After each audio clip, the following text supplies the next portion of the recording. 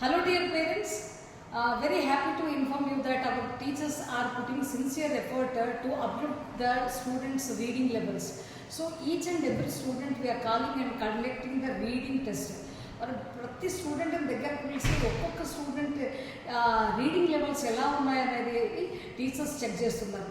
అది దాంట్లో చూసినప్పుడు కనుక తెలుగు అండ్ హిందీలో భయంకరమైనటువంటి రిజల్ట్స్ చాలా మంది స్టూడెంట్స్ చేస్తున్నారు. మరి పేరెంట్గా మీ రెస్పాన్సిబిలిటీ, మరి టీచర్స్గా మా రెస్పాన్సిబిలిటీ, మేనేజ్మెంట్గా మరి మీరు ట్యూషన్స్కి పంపిస్తే కనుక వాళ్ళు ఏం చేయాలనేటువంటి విషయాన్ని నేను చెప్తాను. సో దయచేసి ఇట్స్ వెరీ సింపుల్, అంటే they should have the Joy of learning. Nothing is impossible కదండి, ఏది ఇంపాసిబుల్ అనేది అటువంటిది ఇప్పటి వరకు చరిత్రలో లేదు. కాబట్టి పిల్లలు దాన్ని బాధ్యతాయుతంగా వాళ్ళు ఇంట్రెస్ట్ పెట్టి చదివితే కనుక డెఫినెట్గా వస్తుంది. ఇట్స్ నథింగ్, వర్ణమాల, మాత్రాస, బారకడి, దట్స్ ఇట్. జస్ట్ నేర్చుకుంటే ఒక 1 వీక్లో నేర్చుకుంటే టెక్స్ట్ బుక్ అంతా ఈజీగా చదవచ్చు. ఈ ఎందుకు ఇట్లా అంటే పేరెంట్స్ ఒకటి ఏంటంటే బాగా పిల్లోడికి ఒక్క వస్తువు కావాలంటే 10 వస్తువులు, అంటే వాళ్ళకి కావాల్సినవి అన్నీ కూడా ఇస్తున్నారు. అన్నీ సమకూరిస్తే ఏమవుతుందంటే వాళ్ళకు బాధ్యత అనేది తెలియదు.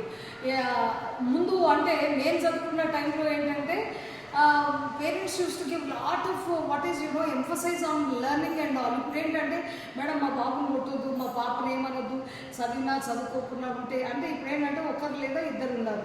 ఇక పేరెంట్స్కి ఆ పిల్లల్ని ఏమన్నా అన్నా కానీ ఏమన్నా కోప్పడ్డా కానీ భరించలేనటువంటి స్థితి నెలకొన్నది. కాబట్టి అంటే సోనేకే మేవాకి మగర్ పడాయికనే దుష్మనిక నజర్ లగావని పెద్దలు చెప్పారు. ఆ చదువు దగ్గర కొంచెం స్ట్రిక్ట్గా సీరియస్గా ఉండండి. మీరు తినిపించండి, ఏం చేసినా నో ప్రాబ్లం, కానీ చదువు పట్ల కొంచెం సీరియస్నెస్ అవసరం కదా.